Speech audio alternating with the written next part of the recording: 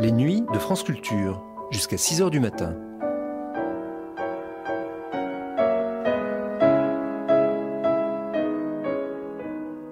France Culture la nuit, une mémoire radiophonique. Vient de paraître un gros volume aux éditions Omnibus rassemblant 4 titres d'Aldous Huxley. Temps futur, Il, mais bien sûr aussi Le meilleur des mondes, et puis Retour au meilleur des mondes. Le meilleur des mondes, n'est-ce pas le seul titre vraiment connu par le public français? Un défi, un réquisitoire, une utopie. On a pu évoquer à propos de cette œuvre de quasi-prophétie dans l'univers de la biologie et de la génétique, sans parler bien sûr des réflexions sur les dangers d'un monde technologique déshumanisé.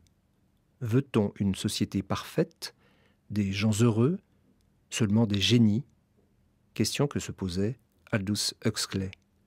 Plusieurs des prophéties que j'ai écrites sont déjà réalisées, disait-il, et en une génération. Si vous voulez employer votre intelligence et votre bonne volonté, faites-le, mais le voulons-nous? Se demandait encore Aldous Huxley. Une vie, une œuvre, première diffusion sur France Culture le 29 septembre 2002.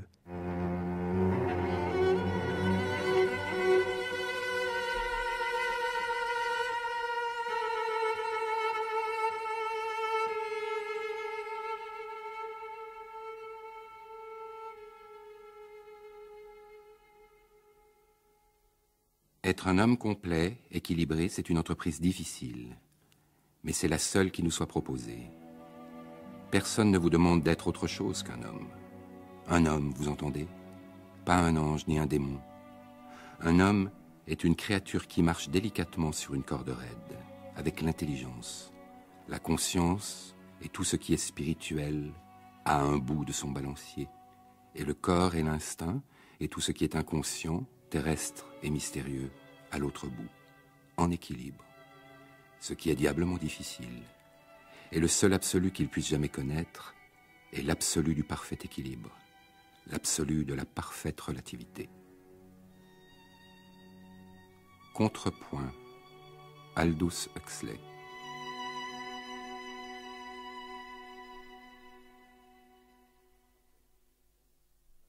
Quand je donne des séminaires et que je parle d'Aldous Huxley, la plupart de mes interlocuteurs ne connaissent que le meilleur des mondes, et encore dans certains cas connaissent le nom du meilleur des mondes et puis l'idée générale, mais je ne suis même pas sûr qu'ils aient lu le livre qui date quand même déjà d'un certain temps. Et alors c'est comme si dans la culture française, Aldous Huxley avait fourni cette expression qu'on emploie facilement, le meilleur des mondes, et c'est devenu une expression du langage courant, mais la plupart des gens que je rencontre n'ont jamais lu ces autres livres. Et c'est vrai que c'est une pensée assez intellectuelle.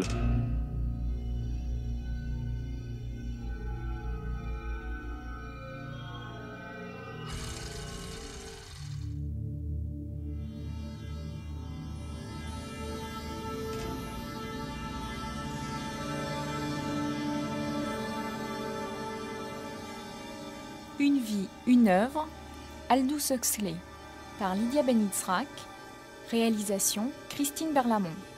La publication du meilleur des mondes, c'est 1932, c'est-à-dire que c'est une œuvre qui est pratiquement contemporaine du Voyage au bout de la nuit de Céline, pour resituer un petit peu dans l'histoire du XXe siècle. Dominique Dussossois. Huxley est un homme de grande culture. C'est un Anglais vivant aux États-Unis, et c'est un homme qui est extraordinairement éclectique dans ses lectures. On trouve aussi bien des références au zen, à Maître Eckhart, à des saints catholiques assez confidentiels comme Saint Charles de Condrin, à François de Sales, à Sainte Jeanne de Chantal, à des psychologues. Et là encore, il fait preuve d'un grand éclectisme puisqu'il s'appuie aussi bien sur Rogers que sur Freud, que sur les psychologies du tempérament. Donc il y a énormément de références pour lui. Et tout cela alimente sa pensée. C'est le contraire d'un homme sectaire, si vous voulez, et enfermé dans une école. Il y a chez lui une volonté d'affirmer Dieu, une réelle volonté. Ce n'est pas une croyance, c'est une volonté, une affirmation extrêmement forte. Et en même temps, à côté de cette volonté qui est d'affirmer Dieu, et un Dieu qui est le Dieu des chrétiens catholiques, hein, il y a notamment des réflexions sur le Notre Père qui sont fort intéressantes à cet égard. Il y a en même temps une grande ouverture. Il dit que, en réalité, finalement, toutes les religions recherchent le même but. Les voies divergent, mais le but reste le même. Et lui reste attaché à cette tradition catholique, quoique s'ouvrant sur d'autres traditions. Archivina, 1961. Je reviens de Vaison-la-Romaine. Vous savez où le festival se poursuit ce soir et demain. Eh bien, à Vaison-la-Romaine, on a beaucoup remarqué la longue silhouette un peu courbée d'un homme aux très beaux cheveux blancs et dont le regard semblait absorbé par quelques méditations intérieures. C'était le grand écrivain, grand essayiste romancier anglais, Aldous Huxley, l'auteur du meilleur des mondes. Voilà maintenant de nombreuses années qu'Aldous Huxley, qui réside à Los Angeles, n'était pas venu en France et Claudine Chenez a pu l'interroger. Cela se passait à l'ombre des platanes sur la grande place de Vaison, d'où l'on découvre à la fois les ruines romaines et la haute ville médiévale. Vous sortez d'un congrès de parapsychologie, qui a eu lieu d'ailleurs en France, et vous allez à un autre congrès de psychologie qui a lieu au Danemark. Voudriez-vous me parler de votre intérêt pour la psychologie et sous quelle forme elle se manifeste dans votre pensée et dans votre œuvre? Oui, mais après tout, si on est romancier, on doit forcément s'intéresser à la psychologie. Et pas seulement à la psychologie, à la physiologie, à l'anatomie. Je ne m'intéresse pas, pour ainsi dire, à la psychologie pure, parce que rien n'est pur dans ce monde. Tout est extrêmement complexe et il ne faut pas penser jamais à une situation humaine en croyant qu'il y a une seule cause de ce qui arrive. On doit penser toujours à l'idée d'une causation multiple. On doit toujours se rappeler que l'être humain est un amphibie multiple qui habite simultanément plusieurs mondes. Et c'est pour cette raison que je m'intéresse à la psychologie, mais toujours en relation avec la physiologie, avec la sociologie, avec l'hérédité, l'ambiance. Et il faut toujours attaquer sur tous les fronts à la fois. Françoise Todorovitch. Il dit dans l'Éternité retrouvée, ce que l'on est dépend de 3 facteurs, ce dont on a hérité, ce que votre milieu a fait de vous, et ce que vous avez jugé bon de faire de votre milieu et de votre héritage. Son milieu, son héritage culturel et psychologique du côté maternel, avec son grand-oncle qui était un poète, Matthew Arnold, professeur d'art poétique à Oxford, critique littéraire. Du côté paternel, son grand-père Thomas Henry Huxley, qui a soutenu Darwin et qui s'intéressait à l'origine de l'espèce humaine. Et ce que son milieu a fait de lui, c'est d'abord le milieu de sa première enfance, avec son éducation dans l'école qu'avait créée sa mère, qui s'appelait Priorsfield, une école tout à fait actuelle, qui se basait sur l'épanouissement des enfants, leur libre choix des matières qu'ils préféraient étudier, une grande liberté dans le choix des sports. Puis, son école préparatoire à Ilsted, dont il parle ensuite dans ses premiers livres, qui a été une très grosse épreuve pour lui. Et enfin, les 3 épreuves de son adolescence, la mort de sa mère en 1908, le fait d'être devenu presque aveugle en 1911 et le suicide de son frère au début de la guerre de 14. Tout cela l'a profondément marqué et il écrivait dans un livre qui s'appelle L'Éminence grise que jamais il n'avait cru au bonheur et à la durée des choses. Et donc, vous remarquez dans cette biographie, Françoise Todorovitch, qu'il est très, très attaché à sa mère. Très, oui. Dès qu'il découvrait quelque chose d'intéressant, il ne courait le lui dire. Je pensais que le fait d'écrire ses livres, c'était encore une façon de continuer à raconter à quelqu'un ce dont il avait pris l'habitude quand il était petit. Et elle lui lisait tous les soirs des poèmes de son oncle ou des petits contes d'enfants, et certainement ça l'a formé à la littérature. Elle lui a donné envie d'écrire, je suppose. Mais quand il a perdu sa mère, c'est là, je crois, qu'il s'est mis à changer complètement, à devenir cynique, très dur. Enfin, il n'avait que 13 ans, mais peu à peu, comme il a eu beaucoup d'épreuves dans sa vie, il a d'abord perdu sa mère, ensuite il est devenu aveugle, et ensuite, au moment de la guerre, son frère s'est pendu.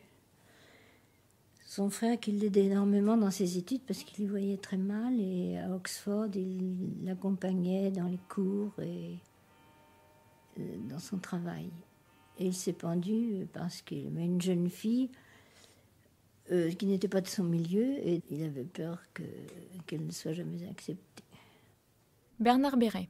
C'est un homme, alors on pourrait dire qu'il avait un aspect un peu dilettante, comme ça, un peu touche à tout, mais en même temps, il avait une volonté extraordinaire quand on voit le problème de santé qu'il a eu avec ses yeux dans sa jeunesse, qu'il a failli devenir aveugle, et qu'il a décidé de pratiquer la méthode du docteur Bates, qui fait une gymnastique des yeux, et que grâce à cette gymnastique des yeux, mais qui suppose une persévérance incroyable, il a réussi à conserver une capacité de vue.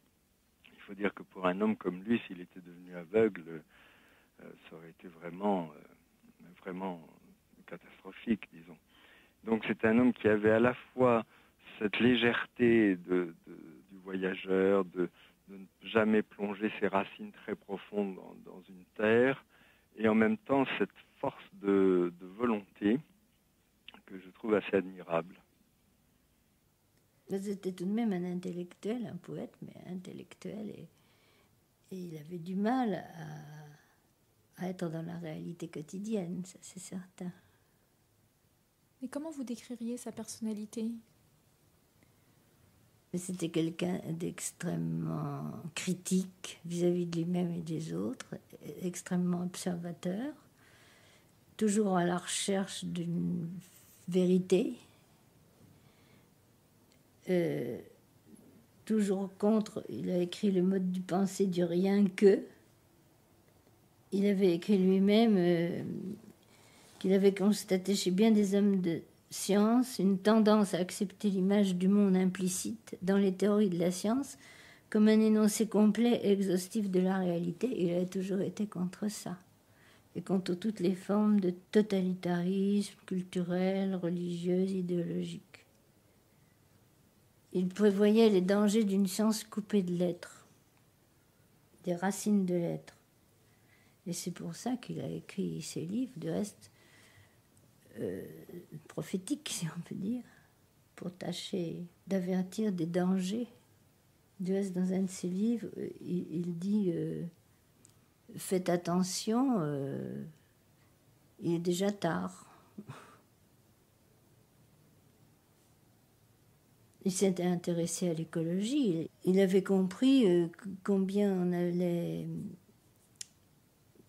spolier, enfin détraquer la nature, et que le résultat serait terrible. Dans ses essais, il raconte tout ça. La peur de la démographie aussi. Il pensait qu'il n'y aurait pas de quoi nourrir le monde entier. Et puis, il s'est intéressé énormément à l'éducation, ce qui est normal avec les ancêtres qu'il avait, et qui étaient des éducateurs, mais pas seulement intellectuels, mais sensoriels et psychologiques.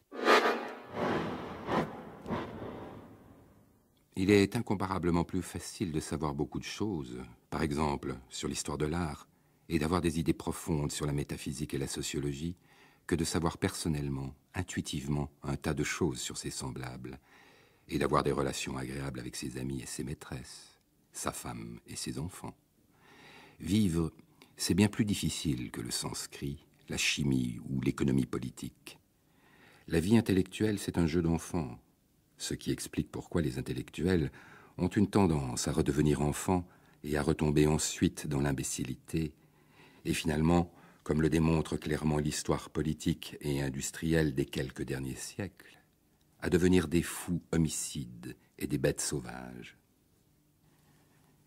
Les gens ont besoin de noyer la conscience qu'ils ont des difficultés qu'il y a à vivre convenablement dans ce monde contemporain si grotesque. Ils ont besoin d'oublier leur propre et déplorable insuffisance en tant qu'experts en l'art de vivre.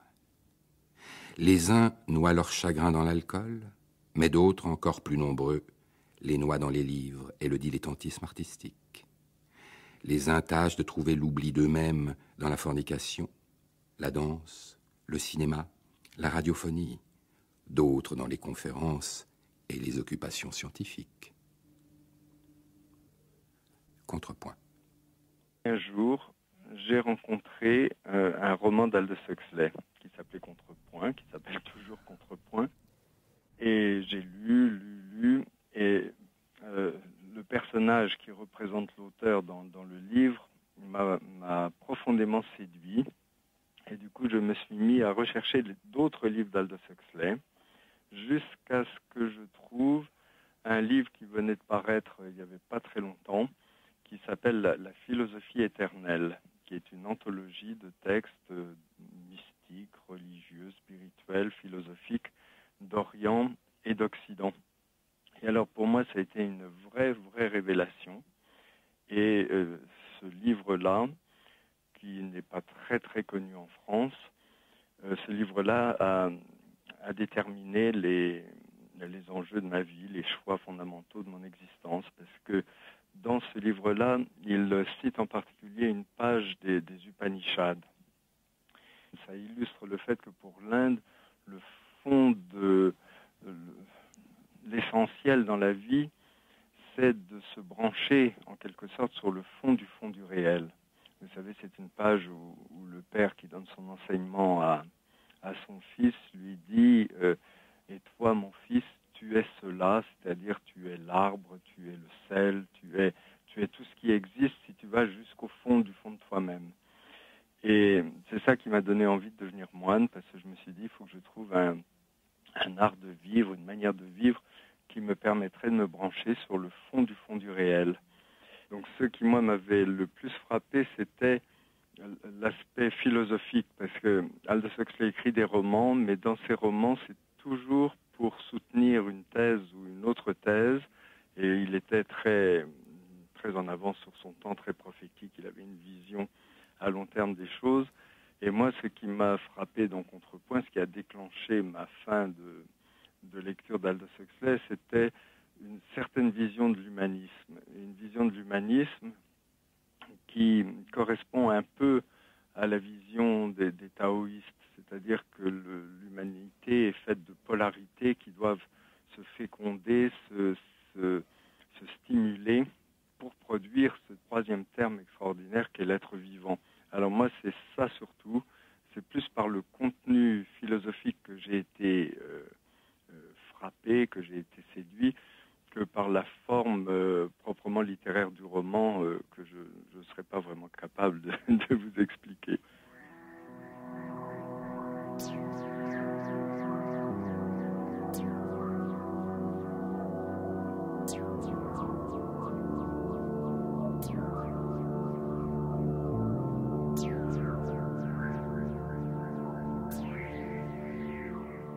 Il était passionné par quel sens donner à la vie. Un jour, il avait découvert, enfin, dans son roman, mais je pense que c'est lui aussi, la force de la vie sous un microscope. Et il était devenu croyant en quelque chose qu'il n'appelait pas Dieu, lui, forcément. Une force de vie, quelque chose qui nous dépasse.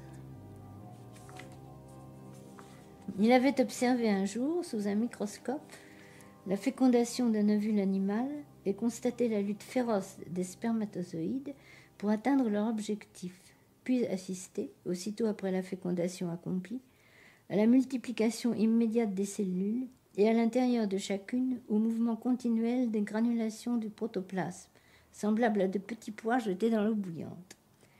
Oh, l'horreur intolérable de cet étalage de passion à l'état brut, de ce violent et impersonnel égotisme, à moins de ne l'envisager qu'en tant que matière première et flot d'énergie disponible. Donc ce passage est tiré de Haile Selassie, c'est ça? Oui, voilà. Et je pense que pour lui, ça a été le commencement de ce qu'on pourrait appeler une foi dans une énergie vitale transcendante et peut-être une recherche de ce qu'on appelle Dieu, puisque il y a eu ce livre Dieu et moi. Il n'aurait jamais écrit ça comme titre parce qu'il ne mettait jamais en avant, il n'aurait jamais parlé de Dieu et lui, mais il y avait cette recherche continuelle d'une transcendance. La quête spirituelle de Huxley est présente en fait dans toute son œuvre dès le départ. On la trouve déjà dans Le meilleur des mondes, où il pose la question de la transcendance. Le meilleur des mondes présente une société une société régie par ce qu'on pourrait appeler une transcendance déviée ou une transcendance horizontale.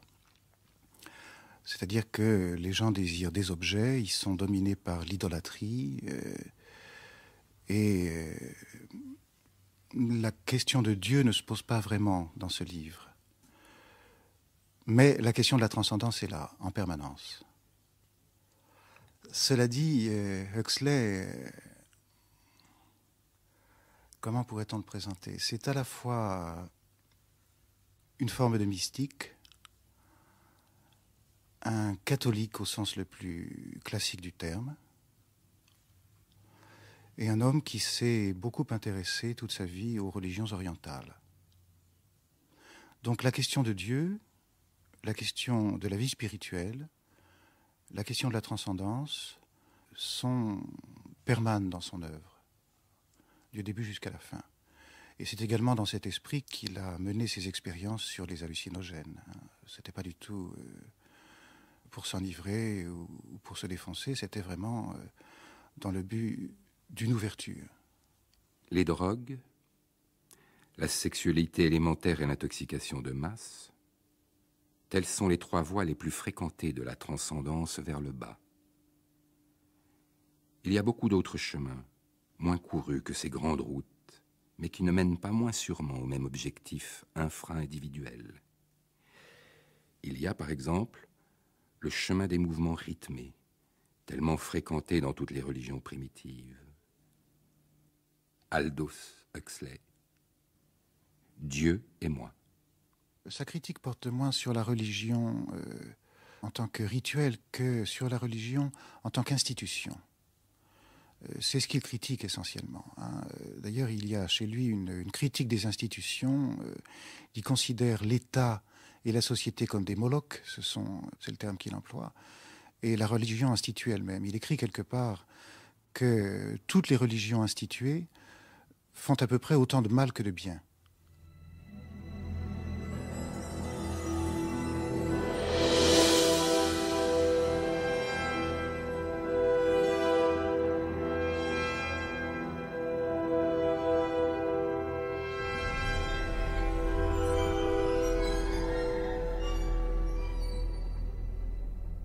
Le docteur Obispo glissa dans ses oreilles les extrémités des tubes de nickel recourbés du stéthoscope.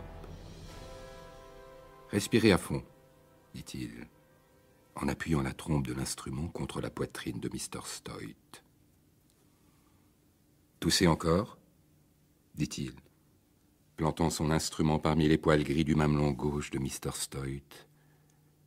Et entre autres choses, se prit-il à songer, cependant que Mr. Stoight se forçait à émettre une succession de toussotements artificiels. Entre autres choses, ces vieux sacs de tripes ne sentent pas trop bon. Qu'une jeune femme, quelle qu'elle fût, supportât cela, même pour de l'argent, voilà ce qu'il ne pouvait concevoir. Et pourtant le fait était là. Il y en avait des milliers qui non seulement le supportaient, mais qui y prenaient bel et bien plaisir. Ou peut-être le mot « plaisir » ne convenait-il pas exactement, parce que, dans la plupart des cas, il n'était probablement pas le moins du monde question de plaisir au sens propre, physiologique du mot. Tout se passait dans l'esprit et non dans le corps. Elles aimaient leurs vieux sacs de tripes avec la tête. Elles les aimaient parce qu'elles les admiraient, parce qu'elles étaient impressionnées par la situation sociale du sac de tripes, ou par son savoir, ou sa célébrité. Ce avec quoi elles couchaient, ce n'était pas l'homme, c'était une réputation, c'était la personnification d'une fonction. Jouvence. Est-ce que vous avez lu Jouvence? Oui, bien sûr. Et j'ai eu l'occasion d'en parler la semaine dernière en Chine parce que vous savez qu'en Chine, il y a des immenses lacs peuplés de carpes. Et donc, quand je faisais visiter ces lacs à mes amis, je leur ai raconté un tout petit peu cette idée incroyable d'Aldous Huxley de partir du fait que les carpes peuvent vivre 300 ans si on ne les pêche pas. Et que cette longévité, ce qui est un thème alors très très chinois, la longévité, cette longévité, elles le doivent aux bactéries de leur côlon, de leurs intestins. Et du coup, l'idée d'Aldous Huxley de partir pour ces personnages en quête de longévité, mais sans la profondeur spirituelle des maîtres taoïstes, donne un roman absolument passionnant. Et cette quête de vie éternelle, elle avait aussi des aspects prophétiques quand on voit aujourd'hui comment on utilise la science pour, avec cette espèce de fantasme de vouloir prolonger la vie indéfiniment. Oui, mais alors dans un autre de ses livres, il fait mourir un de ses personnages. Vous savez, c'est Time Must Have a Stop en anglais, qui a été traduit, je crois, sous le titre de L'éternité retrouvée. Et alors dans ce roman-là, au lieu de partir vers l'utopie d'une vie prolongée, indéfiniment prolongée sur Terre, il suit la conscience de son personnage au-delà de la mort. Et l'idée intéressante dans ce roman-là, c'est que le personnage se ressent avec des grumeaux, comme s'il avait des grumeaux dans sa vie, comme s'il y avait des zones d'opacité, de résistance. Et ce sont toutes ces zones où il était recroquevillé sur lui-même, alors que toutes les parties de sa vie où il était ouvert, où il était dans le flux de la vie, dans le flux de la réalité, sont comme de la pure transparence. Et cette idée-là, je trouve que c'est très très intéressant sur le plan spirituel. Et donc Huxley a eu des livres dans lesquels il prospecte en quelque sorte ce désir de longévité de l'humanité actuelle, et puis d'autres livres où il projette ce qu'on peut penser de l'évolution de la conscience et de l'exercice d'un autre mode de conscience.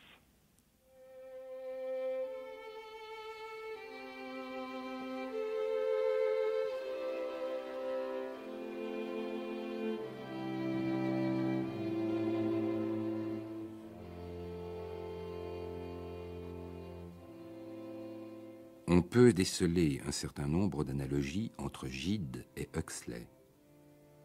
L'usage que fait Gide dans Les Faux-monnayeurs de notions telles qu'accords dissonants ou consonants pour symboliser l'univers de l'homme n'est pas sans parenté avec la description sensuelle de la résolution d'un accord dissonant dans la première nouvelle de Limbo.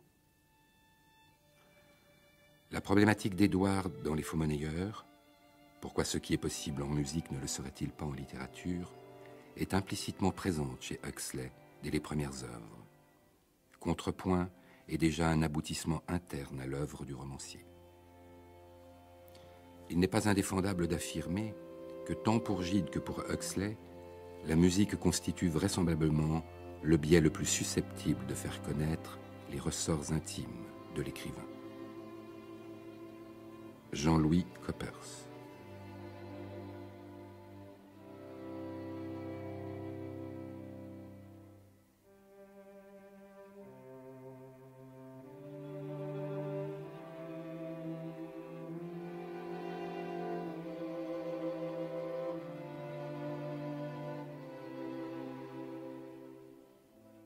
Spandrel insistait énormément pour qu'il vienne sans retard. Il était tout bonnement impensable qu'il n'entende pas le Heiliger Dankgesang eines Genesenen an die Gottheit in der lydischen Tonart. Vous ne pouvez rien comprendre à quoi que ce soit avant de l'avoir écouté, déclara-t-il. Il prouve toutes sortes de choses. Dieu, l'âme, le bien, inéluctablement. C'est la seule vraie preuve qui existe. La seule, parce que Beethoven a été le seul homme à avoir réussi à transformer sa connaissance en expression. Vous devez absolument venir. Contrepoint, Aldous Huxley.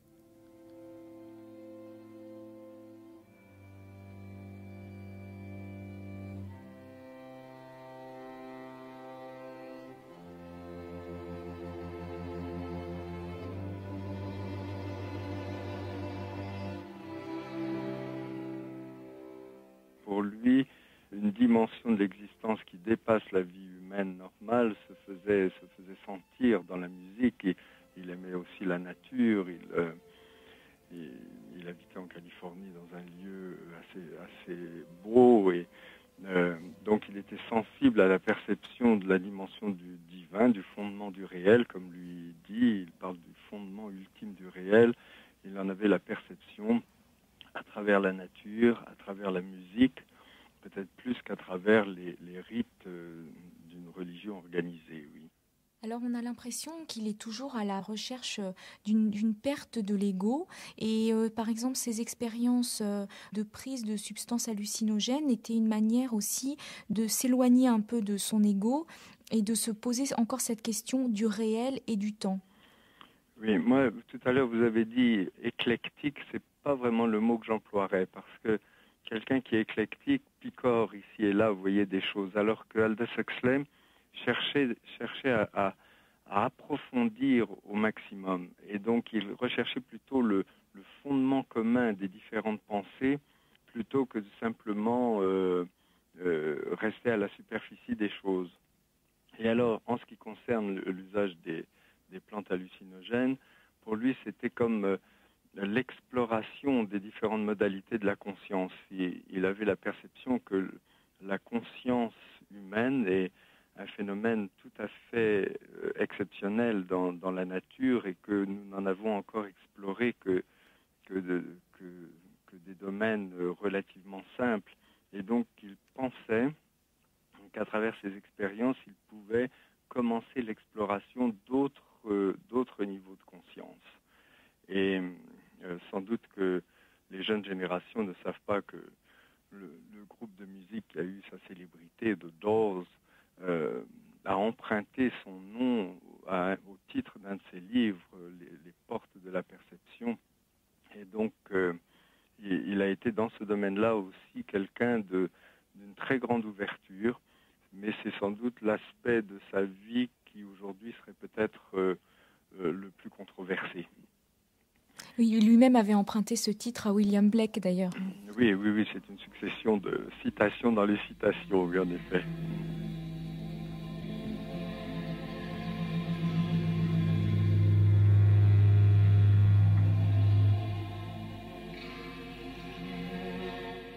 D'après ce que j'avais lu au sujet de l'expérience de la mescaline, j'étais convaincu d'avance que la drogue me donnerait accès, au moins pour quelques heures, dans le genre de monde intérieur décrit par Blake. Mais ce à quoi je m'étais attendu ne se produisit pas.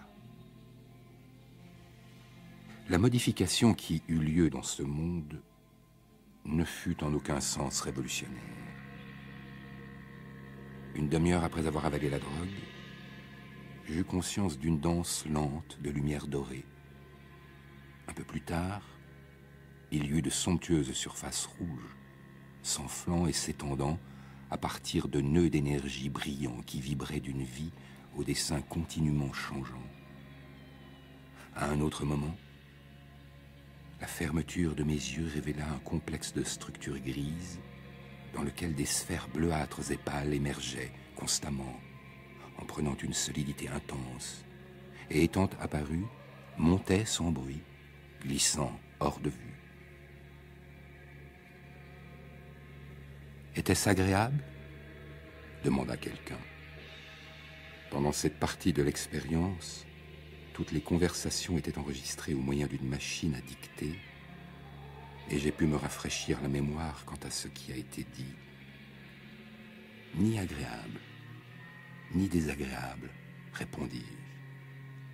Cela est sans plus. Les portes de la perception.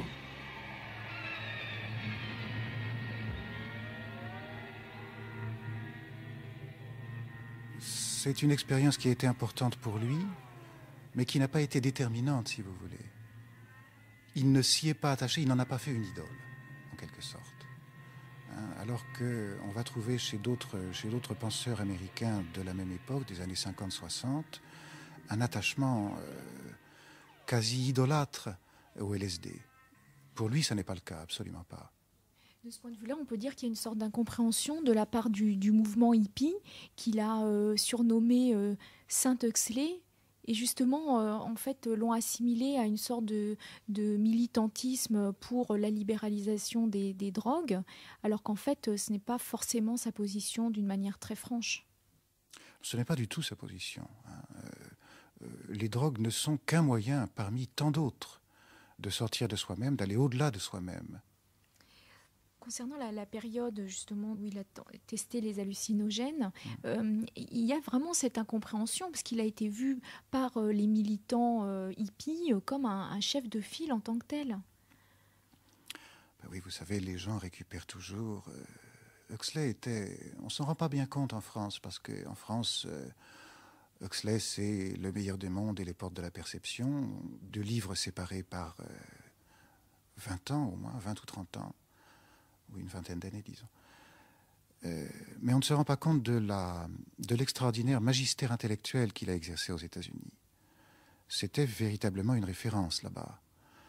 Et il était très bénéfique pour les hippies et pour les tenants des hallucinogènes de dire Huxley avec nous. Hein, c'est aussi simple que ça. D'autant qu'aux États-Unis, l'expérience psychédélique a été beaucoup plus importante qu'en Europe.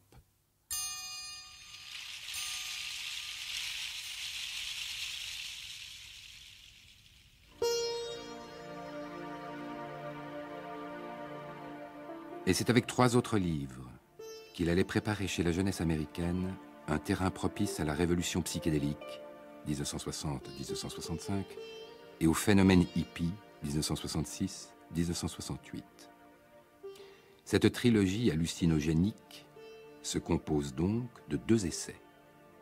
Les portes de la perception, 1954, Le ciel et l'enfer, 1956, et d'un roman, L'île, 1962. On ne peut comprendre les hippies sans avoir lu ces ouvrages, qui furent avec les ouvrages de Leary et de Watts, et de quelques autres spécialistes, les livres de chevet des gens fleuris. On conçoit mieux que les hippies aient vu en lui leur premier prophète, leur sainte Aldous, comme d'aucuns l'ont surnommé. Il a fourni au flower power ses bases mystiques élémentaires. Il assure à cette jeunesse qui bouge, à ce grain qui lève, qu'aux antipodes de notre pensée et de notre univers ordinaire, il existe un autre monde et une subpensée où il fait bon vivre et aimer. Michel Lancelot, Je veux regarder Dieu en face, Saint Aldous priez pour nous, 1968.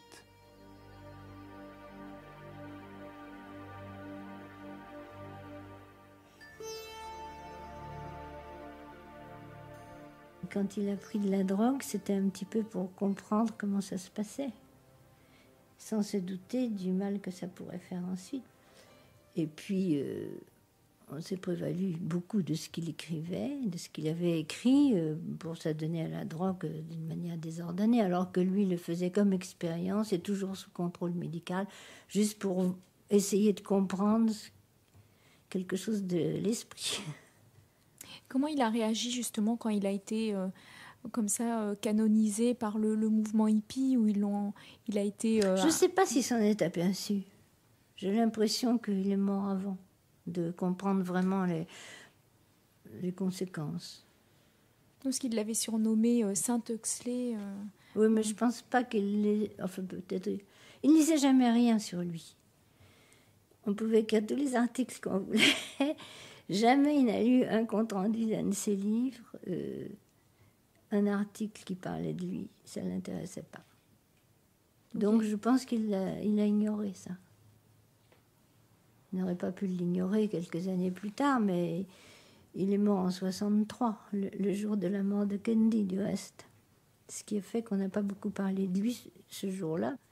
Et le jour où il est mort, il était dans sa chambre avec sa femme, et puis il y avait médecin, infirmière, et il était vraiment dans les derniers moments, et sa femme découvre que les médecins et les infirmières étaient plantés devant la télé. Alors elle trouve que c'est incroyable, inimaginable, elle se demande ce qui arrive, et puis après elle a compris que c'était l'assassinat de Kennedy qui avait lieu à ce moment-là. D'ailleurs, il a pris une dose de LSD pour mourir, en fait. Oui, comme maintenant on prendrait de la morphine. C'est vrai que faites l'amour, ne faites pas la guerre, et toutes ces choses-là sont toutes les thématiques des hippies pouvaient d'une manière ou d'une autre s'enraciner à un moment ou un autre dans son œuvre. On pouvait considérer qu'il était, sinon le père de ce mouvement-là, du moins peut-être le grand-père, vous voyez.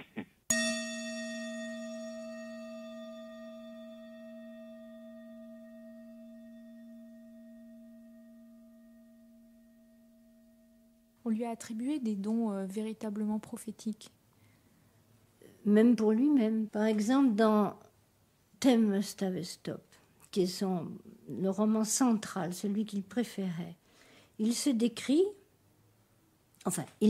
un vieil homme, un vieux sage, une sorte de philosophe, et un jeune homme insupportable, tel qu'il se voyait dans les premiers romans et qu'il était d'après son entourage quand il était jeune après toutes ces épreuves.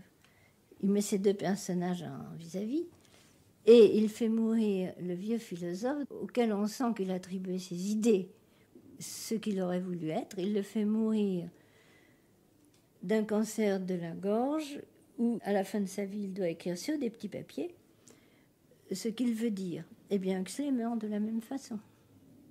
Alors c'est assez curieux parce que c'était 40 ans avant sa mort. Non, pas 40 ans quand même, c'était au milieu de sa vie.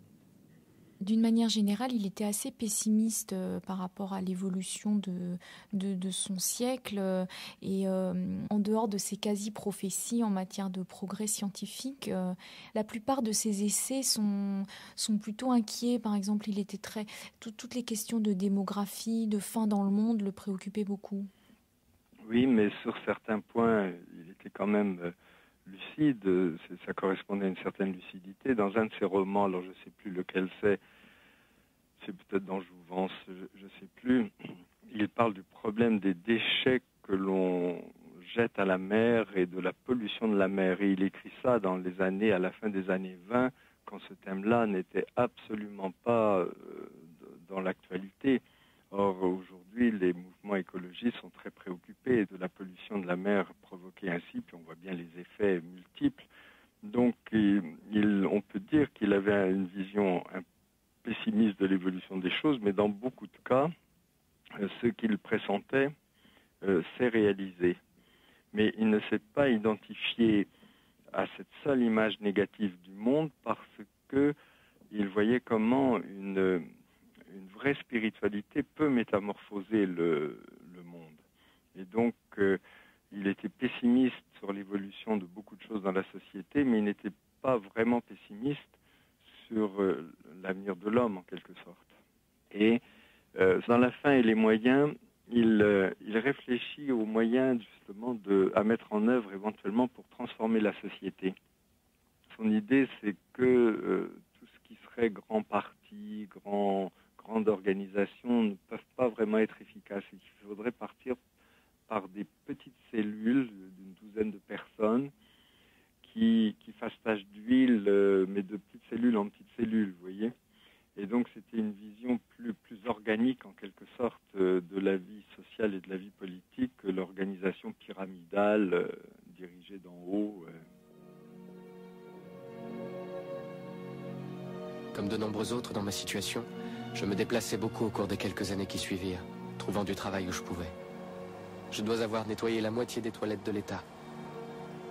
J'appartenais à une nouvelle sous-classe qui n'était plus déterminée ni par le statut social ni par la couleur de la peau. Bienvenue à Gattaca, messieurs. Non. Nous avons maintenant fait de la discrimination une science. Voilà votre matériel de nettoyage. Commencez devant, nettoyez jusqu'au fond. Et je veux que le sol soit si brillant que je puisse me voir dedans.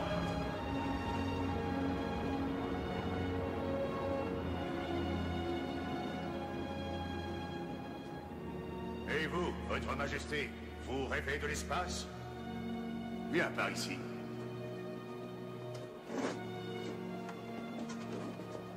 Commence par nettoyer cet espace-là. Jamais je ne m'étais senti plus éloigné de mon objectif que lorsque je me tenais juste à côté.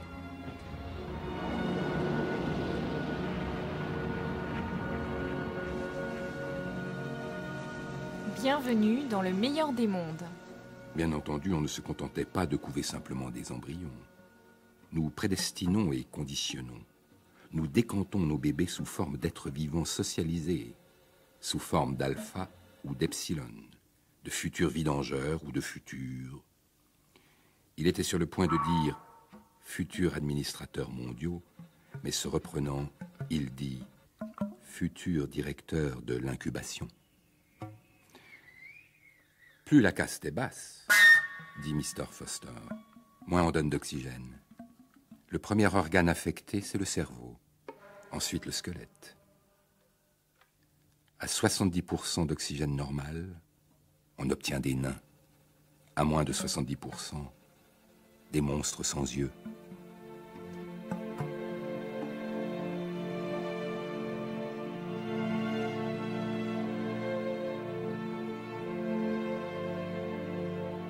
La dystopie de l'Aldous Huxley présente un pouvoir totalitaire qui, s'étant approprié les biotechnologies, produit les êtres humains sur un modèle industriel.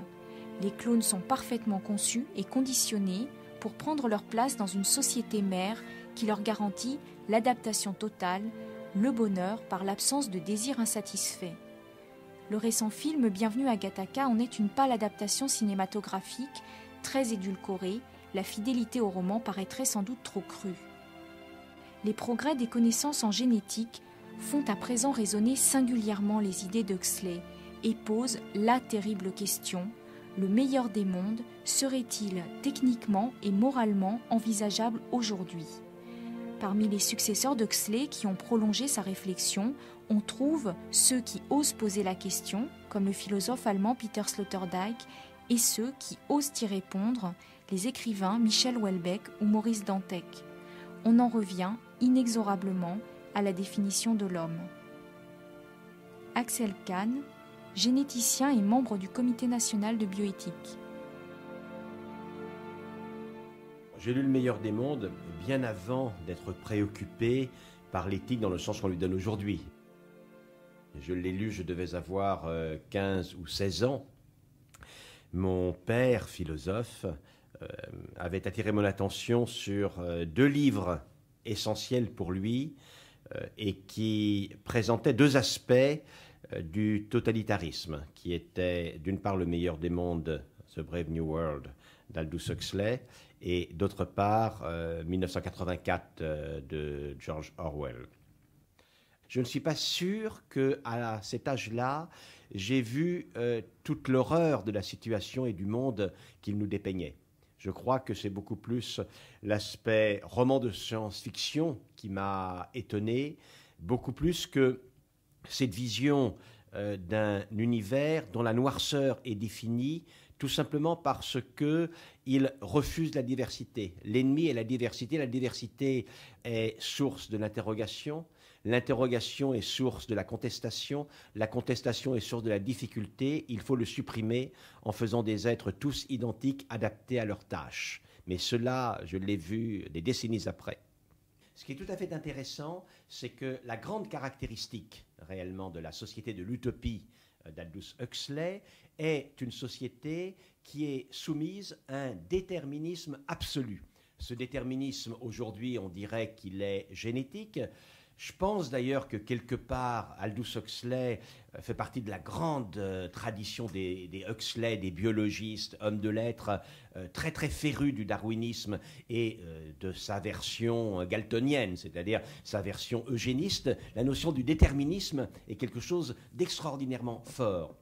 Donc ici, les êtres sont déterminés par les conditions de leur fabrication biologique, probablement on dirait aujourd'hui par l'impression d'un programme génétique auquel ils sont de manière déterminée totalement soumis, et ils ne peuvent imaginer faire autre chose que l'exécution de ce programme. En d'autres termes, il y a dans l'exécution de ce programme un point qui, lui, n'est pas programmé, c'est le désir de liberté.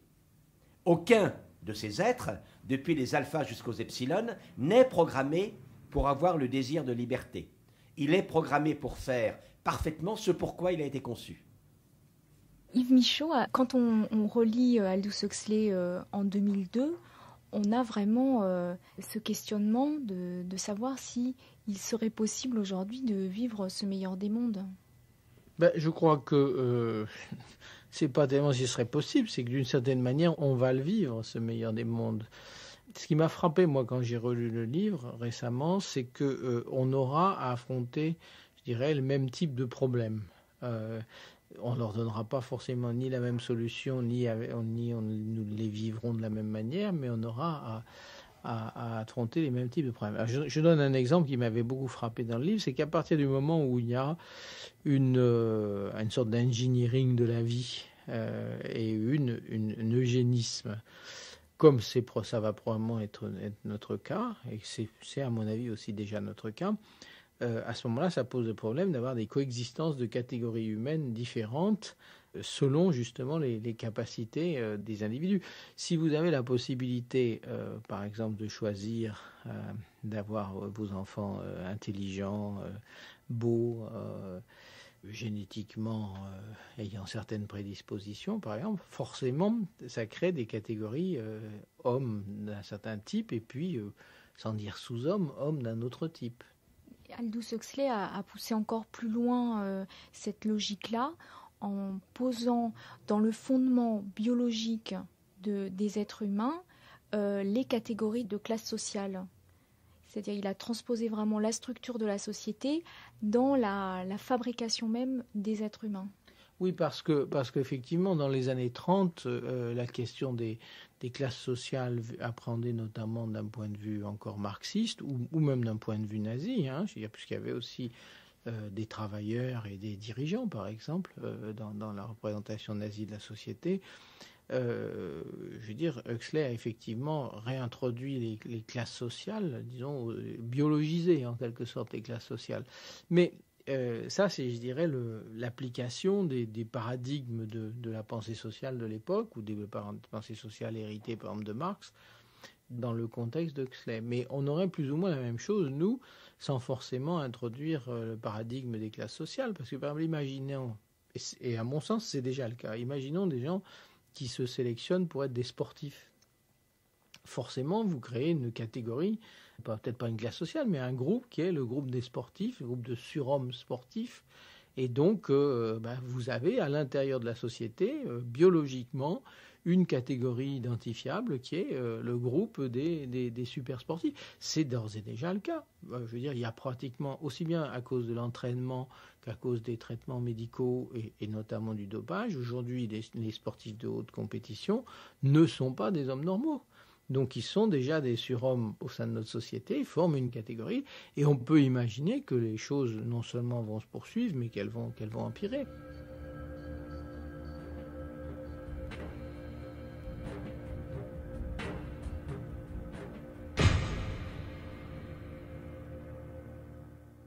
Installez les livres, dit-il sèchement. En silence, les infirmières obéirent à son commandement. Entre les vases de roses, les livres furent dûment disposés. Une rangée d'in-quarto enfantins, ouverts d'une façon tentante, chacun sur quelque image gaiement coloriée de bêtes, de poissons ou d'oiseaux. À présent, faites entrer les enfants. Les rampeurs les plus alertes étaient déjà arrivés à leur but. De petites mains se tendirent, incertaines, touchèrent, saisirent, effeuillant les roses transfigurées, chiffonnant les pages illuminées des livres. Le directeur attendit qu'ils fussent tous joyeusement occupés, puis « Observez bien, dit-il. » Et levant la main, il donna le signal. L'infirmière chef qui se tenait à côté du tableau de commande électrique, à l'autre bout de la pièce, abaissa un petit levier. Il y eut une explosion violente, perçante, toujours plus perçante. Une sirène siffla. Des sonneries d'alarme retentirent, affolantes. Les enfants sursautèrent, hurlèrent. Leur visage était distordu de terreur. « Et maintenant, cria le directeur, car le bruit était assourdissant, maintenant nous passons à l'opération qui a pour but de faire pénétrer la leçon bien à fond, au moyen d'une légère secousse électrique. » Alors, on sait qu'Aldous Huxley vient d'une famille de biologistes, mais on se demande quand même comment, en 1932, il a pu imaginer un tel degré de sophistication dans les manipulations génétiques et comment, aujourd'hui, dès que le grand public a connaissance d'une brebis clonée ou de progrès scientifiques spectaculaires, disons, pas forcément scientifiquement révolutionnaires, la manière dont les journalistes convoquent le meilleur des mondes. Je crois que du temps d'Aldous Huxley, il y avait deux éléments forts qui, j'imagine, doivent être les fondements sur lesquels il a bâti The Brave New World. Le premier est la familiarité qui est sienne au déterminisme biologique. Il est darwinien et intantiné, on dirait aujourd'hui, mais c'est évidemment un anachronisme parce que le mot n'avait pas été inventé, sociobiologiste. D'autre part, il connaît la montée en puissance, c'est avant, certes, l'hitlérisme, mais il connaît le communisme, il connaît les grands mouvements qui sont des mouvements de clonage des esprits, le clonage des idéologies. Et il est en train d'imaginer un système où on complète, en quelque sorte, cet assujettissement par le déterminisme idéologique des êtres, en apprenant à maîtriser également le déterminisme des corps. Et en fait, il y a un pas en avant par rapport à ce qu'il constate, très probablement, ce qu'il imagine, qui est l'endoctrinement intellectuel. Et cette fois-ci, cet endoctrinement intellectuel est poussé jusqu'à son terme, et afin de n'être absolument pas menacé par une remise en question, les êtres n'ont plus physiquement, n'ont plus matériellement la possibilité d'échapper à cet endoctrinement. Ce qui est là uniquement le résultat d'une manipulation intellectuelle, psychologique, devient ici un déterminisme biologique. Voilà un peu, si vous voulez, je crois, le contexte dans lequel, en 1932, où on voit tout de même ces grands mouvements qui sont les grandes idéologies du moment, dans lequel Aldous Huxley, très féru de biologie, a imaginé cela. Quand même, Aldous Huxley va jusqu'à affaiblir volontairement les embryons des classes sociales qui sont destinés à rester inférieures d'après lui. Et comme les progrès génétiques actuellement sont quand même assez stupéfiants, on n'a tout de même pas encore trouvé le gène de la morale. Et quels sont les garde-fous aujourd'hui contre ce type de cauchemar standardisé ? À mon avis, il n'y en a pas. À mon avis, il n'y en a pas. Je vais vous inquiéter beaucoup. D'abord parce que c'est ce que je viens d'essayer de montrer et ce que je vais continuer à montrer dans les ouvrages qui vont suivre. C'est que premièrement, effectivement, on commence à être dans une société d'eugénisme et dans des sociétés qui sont très marquées par les biotechnologies. Et on n'arrêtera pas ce progrès-là. L'eugénisme, il est déjà en place. C'est plus un eugénisme d'État. C'est ce qui change complètement de la situation huxleyenne, si on peut dire, mais c'est un eugénisme privé. Les gens qui sont spécialistes de ça, c'est-à-dire qu'en fait, on confie au couple et au milieu médical qui l'assiste la responsabilité, en fait, de faire la sélection eugénique. Et d'une certaine manière, à la fois, c'est inquiétant à réfléchir, mais d'un autre côté, c'est humainement difficilement contournable, parce que on ne voit pas pourquoi, alors qu'il est possible d'avoir des enfants sains et en bonne santé, on laisserait au hasard le soin de décider d'avoir des enfants trisomiques, ou des enfants ayant des handicaps lourds, etc. Donc déjà, on pratique ce qu'on appelle une sélection négative, mais on s'achemine insensiblement vers la sélection positive et on en a les moyens, on en aura de plus en plus les moyens. Mais à partir du moment où vous mettez le doigt dans le contrôle de quelque chose dans la vie humaine, je ne vois pas bien là où vous allez pouvoir mettre la barrière. Donc je pense que c'est plutôt en réfléchissant un peu à la manière dont Sloterdijk a essayé de le faire, mais en allant probablement beaucoup plus loin que lui, c'est plutôt en envisageant comment, au fond, finalement, l'homme peut intégrer sa capacité à muter, en quelque sorte. Comment est-ce qu'il peut prendre en charge sa capacité à muter? Parce qu'après tout, si on regarde le passé humain, même un passé relativement récent, la fatalité humaine d'un homme et d'une femme du XVIIe siècle, c'était en gros de vivre très mal jusque vers 45-50 ans, aux femmes de mourir en couche et avoir une surnatalité pour pouvoir avoir quelques enfants à cause de l'énorme mortalité infantile. Je dirais, le mode de vie des êtres humains, et le mode de rapport à leur corps, le mode de rapport à la santé, le mode de rapport à la mort ont complètement changé depuis le XVIIe siècle. Donc on peut tout à fait imaginer qu'ils puissent encore changer de manière considérable. Il faut peut-être aussi réfléchir sérieusement à ce qu'on veut faire de l'humanité qui vient. Et c'est de ce côté-là, à ce moment-là, qu'on retrouve les problématiques de Huxley. Est-ce qu'on veut une société parfaite? Est-ce qu'on veut des hommes qui soient heureux? Est-ce qu'on veut des surhommes? Est-ce qu'on veut que des génies? C'est des problèmes que pose Huxley dans son livre. Est-ce qu'on veut le meilleur des mondes? Quelle forme devrait avoir le meilleur des mondes? Donc je crois plutôt que c'est des questions à poser en aval plutôt qu'en amont. Parce qu'en amont, on n'a que de vieilles solutions qui correspondent en gros à l'éthique judéo-chrétienne, et puis point à la ligne.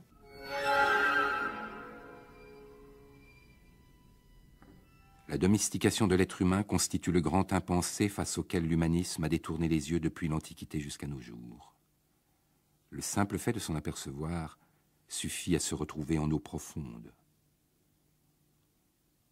C'est la signature de l'ère technique et anthropotechnique. Les êtres humains se retrouvent de plus en plus sur la face active ou subjective de la sélection, sans qu'ils se soient volontairement forcés à entrer dans le rôle du sélecteur. On peut en outre l'affirmer, il existe un malaise dans le pouvoir de choisir, et ce sera bientôt une option possible de l'innocence, lorsque les hommes se refuseront explicitement à exercer le pouvoir de sélection qu'ils ont conquis dans les faits.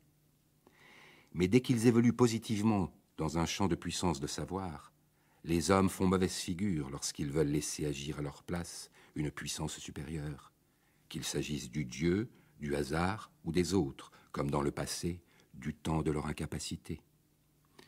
Comme une simple attitude de refus ou de démission paraît condamnée à l'échec en raison de sa stérilité, on en viendra sans doute à l'avenir à entrer dans le jeu de manière active et à formuler un code des anthropotechniques.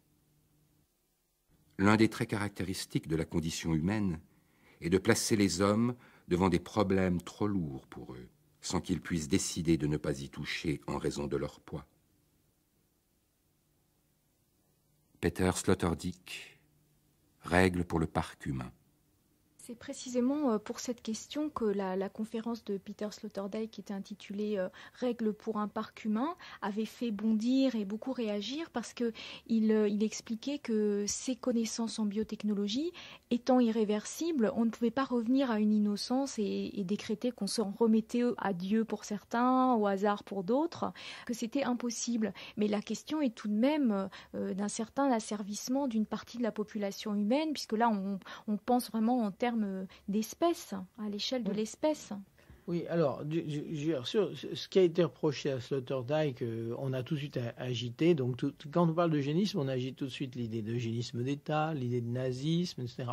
Mais bon, l'engineering de la nature humaine, il date pas du nazisme. Je veux dire, c'est ce que Foucault a commencé à identifier comme biopolitique à partir du XVIIIe siècle. Je veux dire, la politique passe par la gestion des populations. Et la gestion des populations, c'est la gestion de leur santé, c'est la gestion de leur alimentation, c'est la gestion de leur habillement, du bien-être, de la sécurité sociale, des handicaps. Il y a toute une gestion humaine. Bon, donc, les biotechnologies introduisent, et je veux dire, ça ne fait que commencer, encore une fois. On n'est pas là dans la science-fiction, on ira très rapidement de plus en plus loin dans le savoir sur la vie et dans les contrôles sur la vie. Donc ça pose très franchement la question maintenant, et c'était moi ce qui m'a intéressé chez Sloterdijk, bien que je pense qu'il n'aille probablement pas encore assez loin, la question c'est quel type d'humanité voulons-nous ? Mais ce que je constate avec lui, et je suis totalement d'accord, c'est que les formes d'humanisme dont nous disposions jusqu'ici ne peuvent pas répondre à ces questions. Hein, sauf peut-être à la limite les formes d'humanisme, je dirais les plus bizarres et les plus orientales, c'est celles dont il parle aussi quelquefois dans son livre sur la voie du Tao, c'est que effectivement on pourrait très bien, mais ça c'est une réponse individuelle, on peut très bien avoir une réponse individuelle en disant être un homme au fond c'est vivre dans sa finitude, dans sa limitation et en acceptant la négativité des risques de la vie humaine. Donc mener une vie de sage. Mais ça, c'est pas une réponse collective. Hein. C'est pas une réponse qui est valable pour tout le monde. Je peux peut-être avoir envie de mener une vie de sage et de me contenter de mes infirmités sans vouloir absolument ni me faire transfigurer par la chirurgie esthétique, ni me faire vieillir jusqu'à 120 ans, ni ceci ni ça, parce que j'ai une conception de l'humanité qui me vient, par exemple, des philosophes grecs et que c'est ça. Mais je veux dire, ça, on va pas le proposer. Je pense que ce sera difficile de le proposer collectivement. Hein, on ne va pas proposer une politique sceptique ou stoïcienne comme politique collective. Donc à ce moment-là, ce à quoi il faut réfléchir sérieusement, c'est qu'est-ce que aujourd'hui ça peut être qu'une humanité, qu'est-ce que ça peut être qu'une société juste, qu'est-ce que ça peut être qu'une société qui se contrôle et jusqu'où peut-elle se contrôler ? Puisque de toute manière, si vous voulez, ma conviction aussi, c'est que là encore, il faut être très réaliste. La société déjà pratique cela, elle se contrôle. Il y a des politiques de sécurité sociale, il y a des politiques de santé publique, il y a déjà toute une série de décisions politiques. Donc, il ne s'agit pas de dire on va aller encore plus loin, mais on va y aller comment ? Vous disiez, Axel Kahn, que Aldous Huxley était un fervent partisan de l'eugénisme. Oui, Aldous Huxley, il n'est pas seul. Hein, je veux dire, à l'époque, les gens qui ne sont pas eugénistes sont très peu nombreux, que ce soit parmi les biologistes ou bien parmi les autres. En Europe, les sociétés de génétique, pour la plupart, s'appellent des sociétés d'eugénisme. Les lois eugéniques, qui datent de 1907, la première, je crois, est promulguée dans l'Indiana aux États-Unis, s'applique en 1932, date de parution du Meilleur des mondes, doivent déjà s'appliquer dans plus de 20 États américains. Je ne sais pas si la Suède, la Norvège ont déjà voté des lois eugénistes, mais je suis absolument certain que la Suisse pratique déjà l'eugénisme, et c'est un peu un an avant que l'Allemagne, en 1933, n'adopte sa loi eugénique. Et à l'heure actuelle, quand vous lisez les textes, c'est absolument extraordinaire. Pratiquement la totalité des prix Nobel de biologie de l'époque sont des eugénismes. Depuis Richet à la fin du siècle dernier, naturellement Alexis Carrel, Spemann, le communiste biologiste américain Müller, d'origine allemande naturellement, Hermann Müller, ce sont des eugénismes. Et même d'ailleurs beaucoup de biologistes juifs sont totalement eugénistes à l'époque. L'idée est que la science a fait des progrès absolument extraordinaires. Et dans cette espèce de foi que l'on a pour le progrès comme élément non seulement d'amélioration des connaissances, mais assurance de promouvoir le bonheur humain, l'idée est que la science ne peut pas faire comme si elle ne connaissait pas les mécanismes de la déchéance humaine et donc s'efforcer de l'éviter. Et l'eugénisme, c'est la mise de la science au profit d'un projet qui est progressiste d'une certaine manière, qui est l'émergence d'un être biologiquement correct. Et souvent, il y a un contresens fantastique, on imagine l'eugénisme dans sa conception nazie, fasciste, etc. La plupart des eugénistes du début du siècle sont des progressistes. Et c'est un des fruits de cette vision d'airain, d'un progressisme par lequel la science sait ce qui convient pour l'homme. On sait tellement qu'elle sait également ce qui convient pour l'homme. Donc, en effet, Aldous Huxley, notamment, il a écrit quelques pages sur le sujet eugéniste, mais il n'est pas du tout une exception en cela. Ce qui est fantastique, c'est que les biologistes qui croient en savoir tant ne savent rien du tout. Ils n'y comprennent rien et ils font des contresens énormes. À l'époque, beaucoup plus encore que maintenant, contrairement à ce que l'on croit, tout le monde est persuadé que tout dans la vie est biologiquement déterminé. Je veux C'est-à-dire que quand Zola parle des Rougon-Macquart, il y a véritablement l'hérédité, famille après famille, d'un destin épouvantable. Et ça, c'est très, très largement répandu. Et à partir du moment où l'on pense que tout est biologiquement déterminé et que l'on voit qu'il y a des prostituées, qu'il y a des asociaux, qu'il y a des voleurs, des pauvres, tout ça est génétiquement déterminé. Or, l'eugénisme défini par l'un des Huxley comme l'effort social de faciliter la fécondité des plus aptes et d'éviter la reproduction des moins doués, c'est ça la définition de l'eugénisme, telle que définie par Galton, est appliqué à des situations qui ont un déterminisme avant tout social et extraordinairement peu génétique. C'est-à-dire, qui stérilise-t-on? D'abord des femmes et pas des hommes, alors que, comme vous le savez, c'est bien plus facile de stériliser des hommes que des femmes. Donc là, il y a le présupposé machiste derrière. Donc on stérilise 10 femmes pour un homme environ, et les femmes que l'on stérilise sont des femmes pauvres, des femmes souvent alcooliques, prostituées, de familles de délinquants, etc., dans des milieux tout à fait épouvantables. Éventuellement des épileptiques, mais l'épilepsie est très rarement également génétique. C'est-à-dire qu'il y a une application par les biologistes d'un eugénisme sur une base biologique qui est complètement fausse, qui est tout à fait ridicule, et on voit bien le mariage d'emblée qui existe entre, ici, science et idéologie. Et en réalité, la science a comme mission, comme vocation, comme fanion d'échapper à l'idéologie, mais bien évidemment, au moins, la science et l'idéologie se rencontrent à un endroit qui est au cœur de l'homme de science, qui est aussi un citoyen, qui est aussi soumis à cette pression idéologique de l'instant et de sa société. Frédéric Ubjak fut en tout cas le premier, et pendant des années le seul, à défendre cette proposition radicale issue des travaux de Dzerzhinsky. L'humanité devait disparaître. L'humanité devait donner naissance à une nouvelle espèce, asexuée et immortelle, ayant dépassé l'individualité, la séparation et le devenir. Il est superflu de noter l'hostilité qu'un tel projet devait déchaîner chez les partisans des religions révélées. Judaïsme, christianisme et islam, pour une fois d'accord, jetèrent ensemble l'anathème sur ces travaux, gravement attentatoires à la dignité humaine, constituée dans la singularité de sa relation à son Créateur. Quoi qu'il en soit, Ubjak avait à l'évidence peu de soutien à attendre de la part des religions constituées.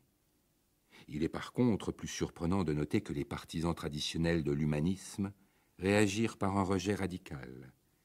Même si ces notions nous paraissent aujourd'hui difficiles à comprendre, il faut se souvenir de la place centrale qu'occupaient pour les humains de l'âge matérialiste les concepts de liberté individuelle, de dignité humaine et de progrès. Michel Houellebecq, Les particules élémentaires. Ce que vous soulignez, Yves Michaud, dans votre réponse à votre ami Sloterdijk, c'est justement que ce choix incombe, celui de la reproduction qui serait comme ça redéfinie, se pose à la fois dans la sphère du profondément intime et à la fois dans l'avenir de l'espèce dans son ensemble. Et quand vous dites que Sloterdijk ne va pas assez loin, dans ce cas-là, vous êtes peut-être d'accord avec un Michel Houellebecq qui, lui, transgresse complètement le tabou de la modification de l'espèce. Oui, alors moi, je crois qu'on est en fait engagé dans un processus de modification de l'espèce. Mais en plus, c'est un processus à multiples facettes. C'est-à-dire que non seulement il y a la facette des biotechnologies, mais il y a aussi la modification de l'espèce, ne serait-ce que pour des raisons écologiques. Je veux dire, le nombre d'êtres humains, leur possibilité de survivre sur cette terre.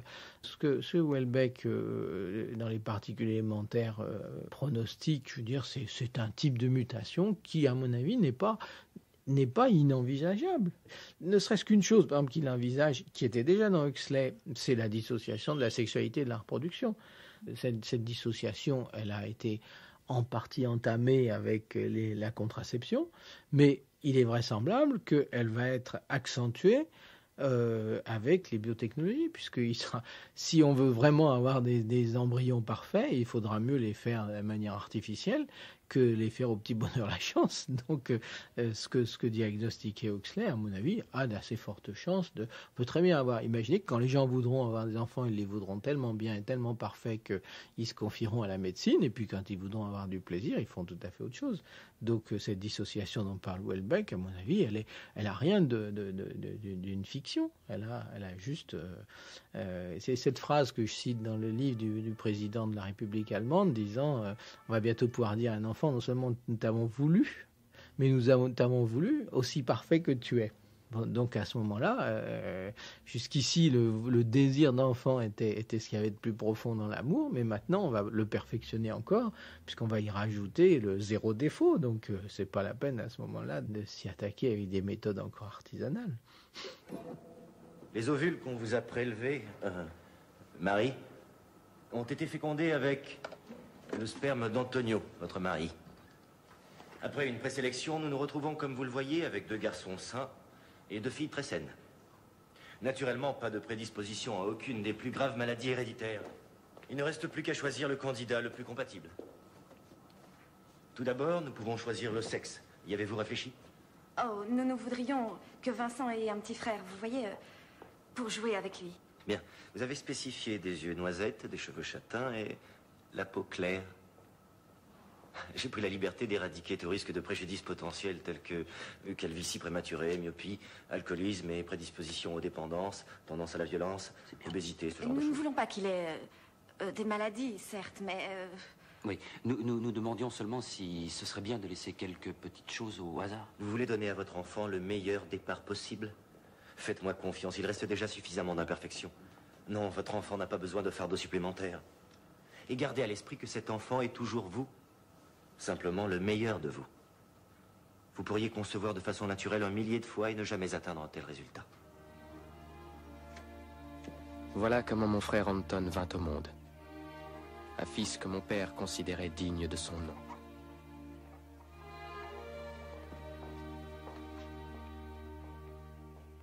Lorsqu'on regarde quels sont les corrupteurs, ce que j'appelle corrupteurs, ce sont ces icônes tentatrices qui vont conduire la médecine, la science, la biologie vers ce que l'on s'accorde pour reconnaître comme étant le mal.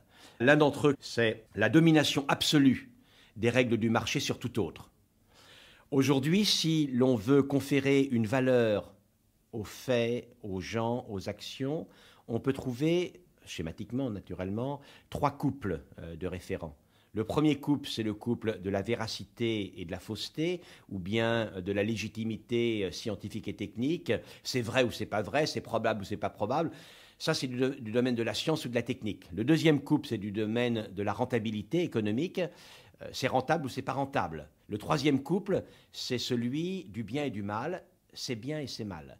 Et lorsqu'il y a un déséquilibre dans ces 3 couples, il y a effectivement danger éthique. Lorsque on ne se pose pas la question c'est bien et c'est mal, mais parce que c'est techniquement possible et souhaitable, ou alors parce que c'est rentable, il faut que ce soit fait, il y a bien évidemment un des problèmes éthiques majeurs. Et quand vous parlez des conséquences de l'inégalité économique à l'heure actuelle, que l'on voit très bien par le chiffre tout à fait épouvantable, qu'il y a aujourd'hui 40 millions de personnes qui sont séropositifs, donc menacées d'être atteintes du sida, 35 millions ou 37 millions dans les pays en voie de développement et 3 millions dans les pays riches. Or, 95% des dépenses consacrées à la lutte contre le sida le sont dans les pays riches pour 3% de la population. Ça, c'est typiquement une logique économique qui emporte toutes les autres. Dans d'autres cas, notamment avec l'eugénisme, on a bien vu comment, lorsque la logique scientifique l'emporte, il y a problème. Lorsque la science croit savoir ce qui est bien pour l'homme, il y a problème. Donc, la première icône, effectivement, est un déséquilibre complet dans les référents permettant de qualifier les actes. Notre société est confrontée à une série d'icônes corruptrices qui sont véritablement l'écueil sur lequel risque de se briser la volonté éthique de la médecine, qui est la passion scientifique, l'alibi humanitaire, la négation d'une humanité suffisante. On le voit avec l'embryon.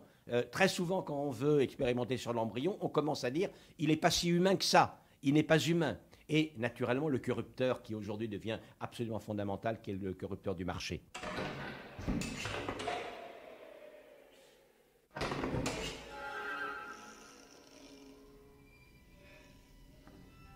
L'un des étudiants leva la main. Et bien qu'il comprît fort bien pourquoi l'on ne pouvait pas tolérer que des gens de caste inférieure gaspillassent le temps de la communauté avec des livres, et qu'il y avait toujours le danger qu'ils lussent quelque chose qui fît indésirablement déconditionner un de leurs réflexes, cependant, en somme, il ne concevait pas ce qui avait trait aux fleurs. Pourquoi se donner la peine de rendre psychologiquement impossible au delta l'amour des fleurs? Patiemment, le directeur d'incubation donna des explications. Si l'on faisait en sorte que les enfants se missent à hurler à la vue d'une rose, c'était pour des raisons de haute politique économique.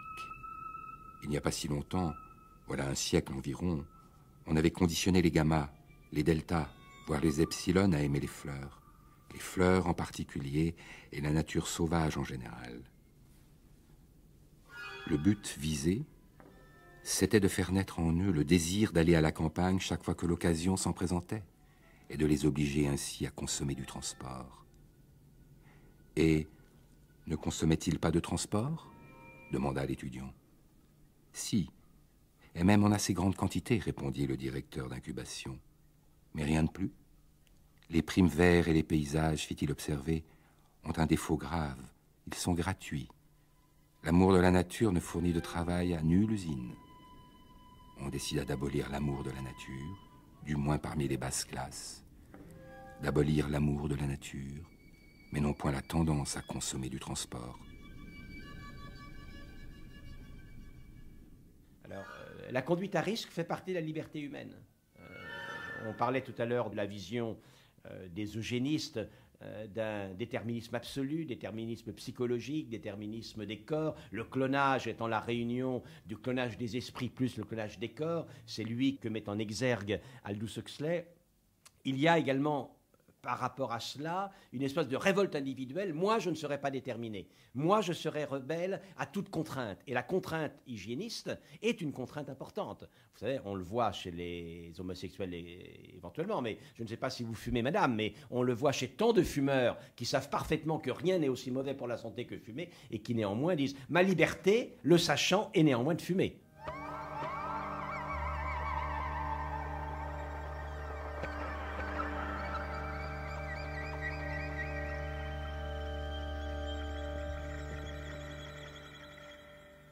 Nous sommes les premiers mutants. Nous aimons vivre, évoluer encore et toujours, plus vite et plus loin. Nous voulons devenir l'origine du futur, changer la vie au sens propre et non plus au sens figuré, créer des espèces nouvelles, adopter les clones humains, sélectionner nos gamètes, sculpter le corps et l'esprit, apprivoiser nos germes, dévorer des festins transgéniques, faire don de nos cellules souches, voir les infrarouges, écouter les ultrasons, sentir les phéromones, cultiver nos gènes, remplacer nos neurones, faire l'amour dans l'espace, débattre avec des robots, tester des états cérébraux modifiés, faire des projets avec notre cerveau reptilien, pratiquer des clonages diversifiant vers l'infini, ajouter de nouveaux sens, vivre 20 ans ou 2 siècles, habiter la Lune, terraformer Mars, tutoyer les galaxies. Nous sommes les agents secrets de la vie. Elle-même ne le sait pas encore. Petit-fils de Darwin en colère, nous revendiquons pour les nôtres le principe d'imprécaution. Au loin brillent les étoiles qui nous attendent depuis le commencement de l'univers. Il est minuit, docteur Faust. Nous évoluerons et personne ne nous en empêchera. Dantec appelle de ses voeux une mutation qui nous installerait dans un mode de pensée autre, dont on entrevoit quelques éléments à travers l'informatique, le réseau, les drogues, la délocalisation de Dantec lui-même à l'étranger, cette vie solitaire et en même temps connectée, etc. Mais c'est jamais que des intuitions d'une possibilité dont on n'a pas réellement d'idée.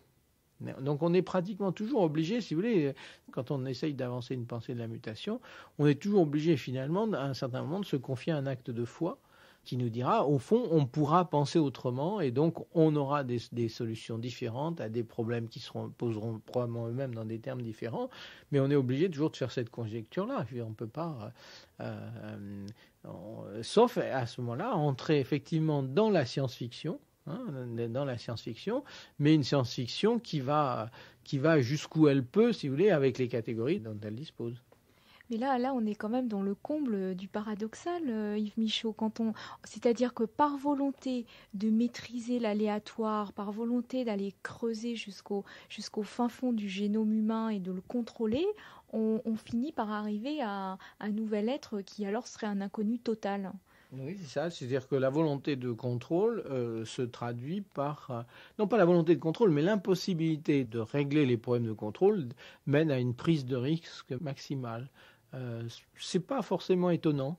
On n'est plus du tout dans la science-fiction, Yves Michaud, puisque vous avez trouvé une tribu sur Internet qui milite en faveur de cette mutation de l'espèce. Oui, il y a un groupe que je n'anime pas, que je ne connais pas particulièrement, qui s'appelle Les Mutants, mais il y en a beaucoup. Les Mutants, c'est le groupe sur Internet, c'est une communauté cyberculturelle, mais il y a d'autres communautés de mutants aujourd'hui. Je dirais en quelque sorte, la science-fiction, elle est là, chez nous, dans notre vie quotidienne déjà, et on ne veut pas trop le voir, mais elle y est. Houellebecq, d'une certaine manière, s'inscrit très bien dans la pensée d'Aldous Huxley. Je vous ai dit que les epsilon ou les bêta ou les gamma, les oméga, du meilleur des mondes, ce sont des gens qui, à un moment donné, afin de surmonter la tension de la frustration d'un désir inassouvi, n'ont pas le désir de faire autre chose que ce pourquoi ils sont faits et que ce qu'ils font, très profondément. Dans Houellebecq, on voit un peu l'idée d'un monde semblable. La sexualité est une effroyable source de malheur, de contraintes, de frustration. Et l'utopie, dans les particules élémentaires, je ne parle pas du dernier, l'utopie par laquelle se terminent ces particules élémentaires est en effet, de ce point de vue-là, un monde qui va devenir aseptisé. Pour dépasser la frustration du désir inassouvi, on supprime la sexualité. L'homme devient un homme idéal qui est à l'abri du malheur puisqu'il n'a plus de désir. Donc vous voyez qu'il y a évidemment une résonance évidente, moulinée par le génie de Houellebecq, et un rapport à Huxley. Mais on voit vraiment que ce désir de perfection et d'immortalité aujourd'hui est omniprésent. Oui, simplement, bien évidemment. Alors, l'immortalité est un autre problème. Parlons de la perfection. C'est un contresens. Car pour que la perfection soit dissible, il faut que son lieu puisse être défini, que ses critères soient définis. Et à partir du moment où vous définissez la richesse humaine par la diversité, par la multiplicité, le mot de perfection n'a simplement plus de sens. Je veux dire que ce qui est le plus imparfait, ce sont des vision de clone d'être parfait. Ça, c'est d'une imperfection infinie. Plusieurs des prophéties que j'ai faites il y a 30 ans se sont déjà réalisées. J'ai projeté ce monde nouveau à une distance de 6 siècles, mais je me trouve assez terrifié de me rendre compte que beaucoup de ces prophéties se sont déjà réalisées dans une seule génération. Naturellement, rien n'est inévitable dans ce monde. Nous avons une liberté de choix et si nous voulons employer notre intelligence et notre bonne volonté, il n'y a pas de doute que nous pouvons faire des choses extraordinaires. Mais la question est-ce que nous allons vouloir employer notre intelligence et notre bonne volonté? Quand on regarde les journaux chaque matin, on s'en doute.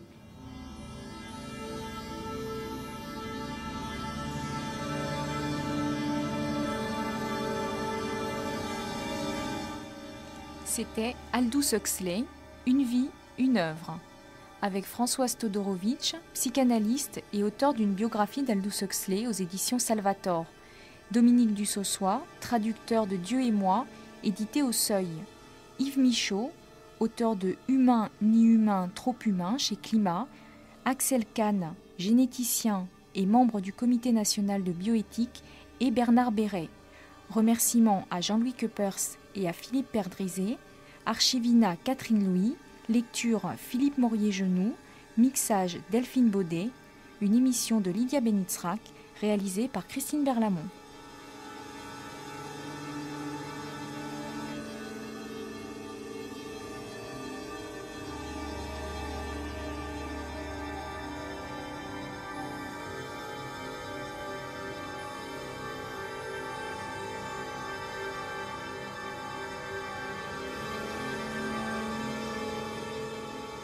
Cette émission a été diffusée pour la première fois sur France Culture le 29 septembre 2002.